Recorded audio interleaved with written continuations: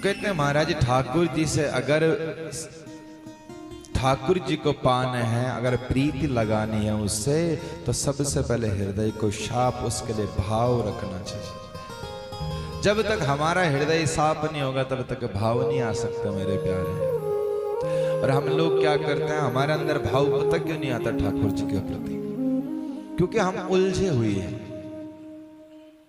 कोई सोचे कि मुझे ठाकुर जी की कथा में मन नहीं लगता, या फिर मेरे हृदय में वो नहीं बसते, या मेरा रोने का भाव नहीं आता, उसका मैं कारण बता रहा हूं।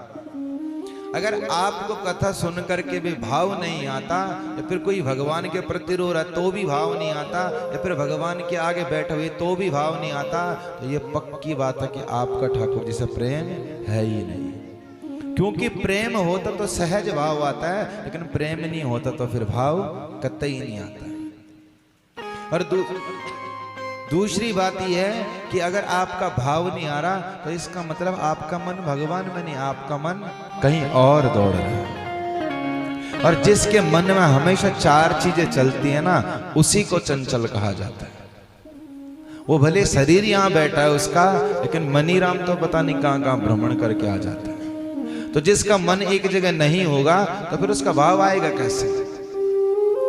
अगर आपको प्रीति है, आप ठाकुर जी के प्रति कभी उनके बारे में सोचा हो आपने, या फिर कभी उनका एहसान माना हो, तो भी रोना आता है।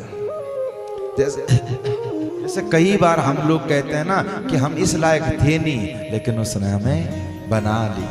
ये एहसान है ठाकुर जी का, उपकार है उसका ये, और हम कभी नहीं चुका पाएंगे इसको। लाख कोशिश मर मिट जाए तो भी नहीं चुका पाएंगे।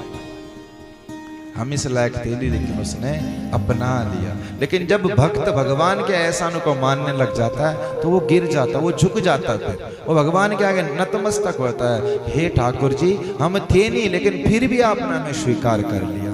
इतनी लाखों की दुनिया में तूने हमें अपना समझकर अगर चुना, तो शायद कुछ न कुछ तो उपकार किया होगा तुमने।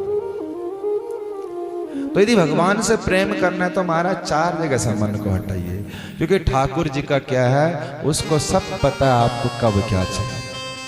और जो लोग सोचते हैं ना कि अरे मैं समय से पहले ही इतना कर लूंगा, तो एक बात ध्यान रखना, समय से पहले वो जा भी सकता है, इसका भी ध्यान रखना। जिसका आने का समय नहीं तो फिर उसका जाने का समय भी नहीं होता मेरे प्यारे। इसलिए सब कुछ ठाकुर जी पे सौंप करके, हे बिहारी जी महाराज, तुम्हें पता ना मुझे कब क्या चाहिए, तो तू अपने आप दे दियो। मैं सिर्फ अपना कर्म कर रहा हूं, मेरा फर्ज है कि मैं ये काम करूं, बाकी मुझे क्या चाहिए कब चाहिए तो तेरे से भला अच्छा कौन जानता होगा? ये बताइए, ये बताओ, भगवान से ज्यादा कौन जानता होगा हमें कब क्या चाहिए? तो ठाकुर जी के लिए भाव होना बहुत जरूरी है। लेकिन हम लोग इन कथाओं को सुनते हैं, लेकिन सुनने के बाद भी जीवन में नहीं उतारते। और फिर जब लास्ट में दुर्गति होगी ना, तब याद आएंगी ये भागवत की कथाएं। बोलना पड़ेगा, ये बात सच्ची है। मैं जब लास्ट में दुर्गति होगी ना, जब कुगत होगी, तब याद आएगी ये कथा कि हाँ, हमारे भैया जी ने ऐसे कहा था, उस दिन मान लेते तो आज ऐसा नहीं होता।